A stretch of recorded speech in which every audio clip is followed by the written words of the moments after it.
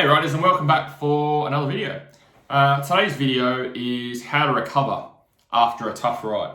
So when you've had a big ride, so either it's like a big race, or you haven't been riding for a bit and you're getting out riding, or you've done a harder ride than what you normally have, we tend to get a bit sore, okay, a bit stiff, and just generally probably feel fatigued. Especially for enduro rides, when you do that longer type ridings, if your body's not used to it, then sometimes it can kick you in the ass for the rest of the week.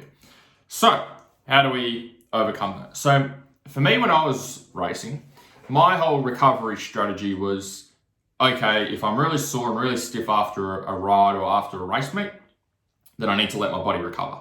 And by letting my body recover, my version of that was I need to do nothing. So if I raced on a Sunday, I would not train on Monday. If I was still sore on Tuesday, I would not train on Tuesday. I'd wait until my body wasn't sore and I wasn't stiff anymore, and then I would go back to training. And so sometimes this would mean, depending on my level of fitness or how hard the race was, I might start training on Thursday after I've just raced on a Sunday. I might miss a whole week of training, okay, or miss a couple of days, miss the Monday and Tuesday after race day. And that was my strategy. And to be honest, I never really knew if it worked or not, but that's just what I did. I was like, okay, my thought process was, okay, well, I'm really sore, I'm really stiff.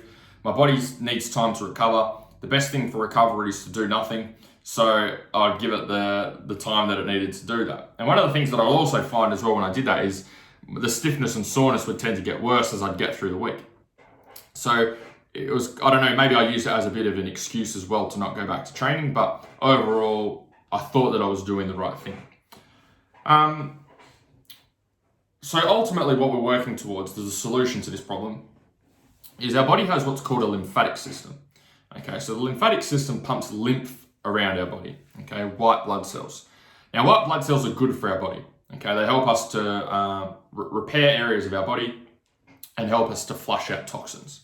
So toxins enter that lymphatic system when we put our body under stress, okay, or there's any type of muscle breakdown. So think about like you had a hard training session or you've had a hard ride, your body releases toxins, and what happens is they start to build up, and that's what gives you that stiff type feeling, okay, or swollen type feeling that you get when you're stiff and sore.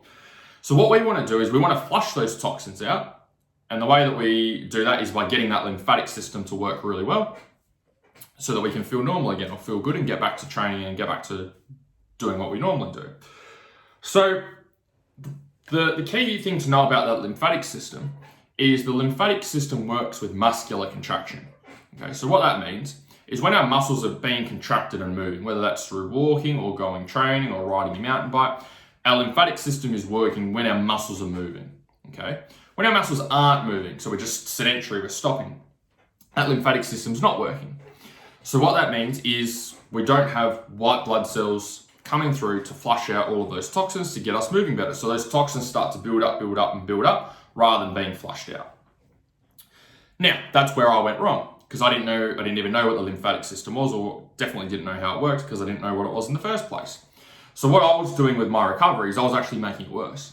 What I needed to be doing was moving my body and having some sort of muscular contraction for that lymphatic system to work, to flush out all the shit and get all the good stuff in there so I could get back to training and my body could feel better.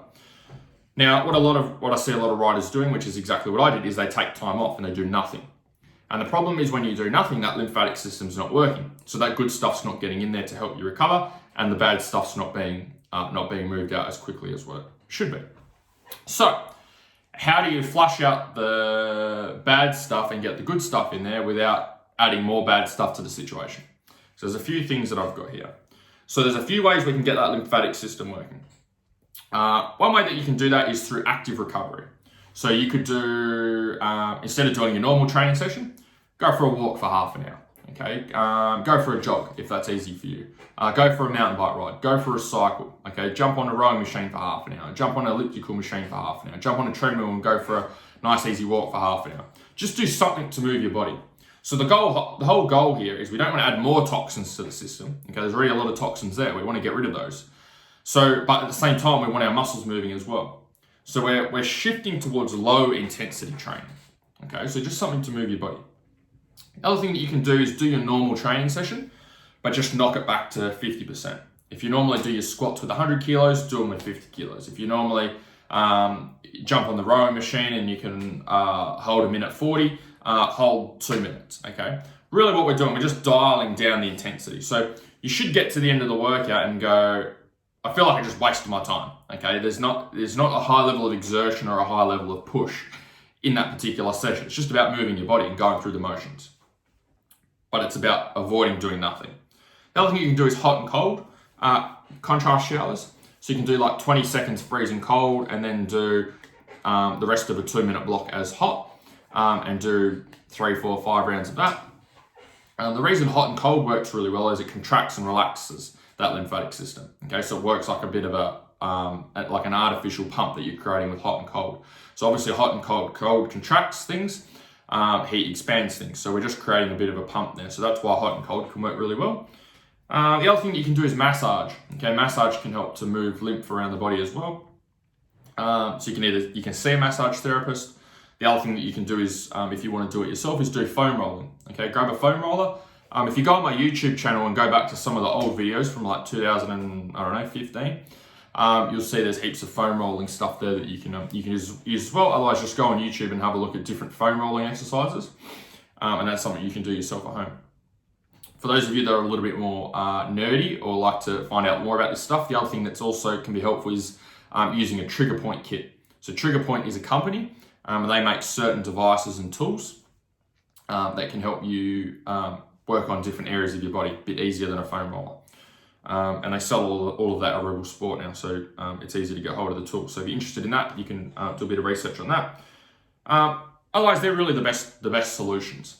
There's heaps of recovery things that you can do, but just in my experience, they're the ones that are easiest to implement, you can be most consistent with and don't take too much effort.